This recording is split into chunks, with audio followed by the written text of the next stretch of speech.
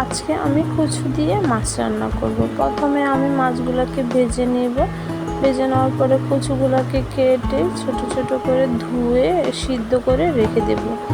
তারপরে একটা হাঁড়িতে তেল দেব। তেলগুলো গরম হওয়ার পরে আমি তার মধ্যে পেঁয়াজ, রসুন বাটা এবং লবণ দিয়ে নেড়ে ছেড়ে দিয়ে তারপরে একটু পানি দিয়ে আমি হলুদের গুঁড়া, মরিচের গুঁড়া, ধনিয়া গুঁড়া সব মশলা দিয়ে নেড়ে ছেড়ে ঢাকনা দিয়ে ঢেকে দেব।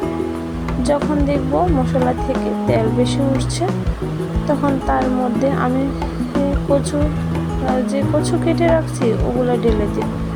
ঢেলে কিছুক্ষণ রান্না করব। তারপরে একটু পানি দিয়ে ঢেকে দেব। ঢেকে দেওয়ার পরে যখন দেখব কচু থেকে বলক উঠছে তখন তার মধ্যে আমি যে ভেজে রাখা মাছ ছিল তা ঢেলে দেব। ঢেলে কিছুক্ষণ রান্না করব। তারপরে পরিমাণ মতো একটু পানি দিয়ে দেব।